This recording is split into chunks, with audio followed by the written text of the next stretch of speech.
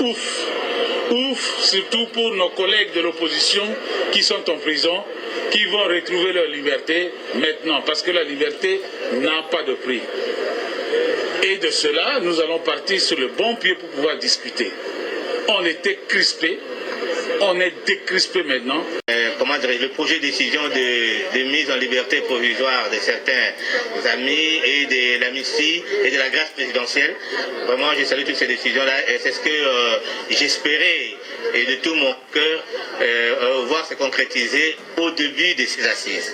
D'après l'article, je crois, 88 de la Constitution, le chef de l'État a la compétence liée d'accorder la mesure, la grâce présidentielle, dans ces cas, dans les cas d'espèce. La volonté de voir ces assises se tenir à tout prix, on a senti en lui la volonté de voir la paix réelle s'installer sur l'étendue de notre pays. Aujourd'hui, où il ouvre solennellement les concertations nationales, il continue à demander aux Congolais qui traînent encore les pieds de venir se joindre aux participants pour contribuer par rapport aux 5 thématiques qui ont été retenues. Le chef de l'État a estimé que ce qui se passe à l'Est n'est pas le problème des gens du Nord Kivu ou du Sud Kivu ou des gens de la province orientale.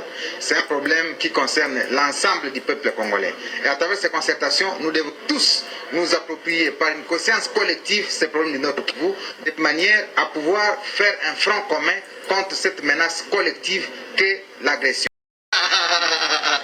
Non, je sais que tu seras le co-modérateur du groupe 2. Non, cette volonté de trouver une cohésion nationale qui est indispensable. Je pense que c'est une excellente initiative. Il faut que maintenant, nous tous, les participants, nous puissions tenir compte de cette orientation et effectivement mener ces concertations de manière à trouver des solutions importantes pour notre pays. Bon, la libération des politiciens qui sont en prison et puis l'invitation aux autres partis qui ne sont pas encore là-bas. L'essentiel, il a remercié la communauté africaine, la communauté internationale, tous ceux qui nous aident à résoudre nos problèmes. Et ça, c'est formidable. De l'autre côté aussi, il a remercié les forces armées pour leur courage.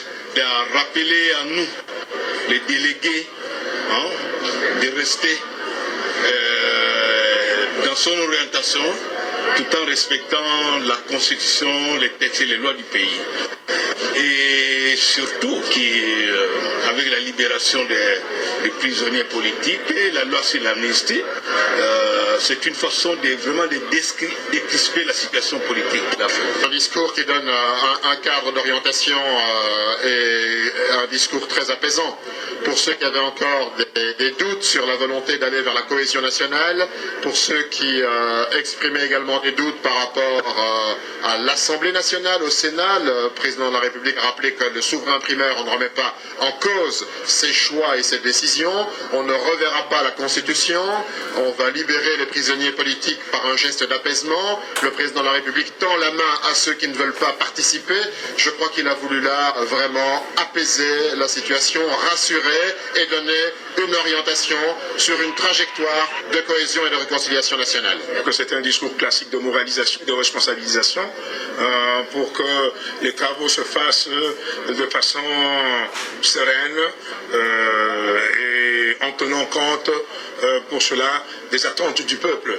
L'économie de budget, pour ne pas les dire, sont des questions majeures parce que le chef de l'État l'a dit. Nous avons besoin d'une croissance forte, d'une croissance durable, d'une croissance qui socialement serait mieux équitablement répartie. C'est un message fort. Donc ça concerne dans les concertations la réflexion pour sortir avec un schéma, un sentier, comment mettre les pays sur les sentiers d'une croissance forte, durable et une croissance équitablement répartie.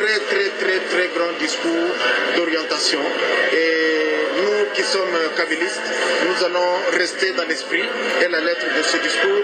Les gens ont cru que le chef de l'État allait tout simplement dire non, on ne sait plus aller vers l'option militaire. Non, les trois sont importants parce que l'expérience que j'ai, quand une guerre se termine sans négociation politique, ça fait des frustrés, des gens convaincus par des forces militaires, mais après, il se crée des gens qui sont mécontents. Le président de la République veut le développement de ce pays, veut le bonheur de ce pays.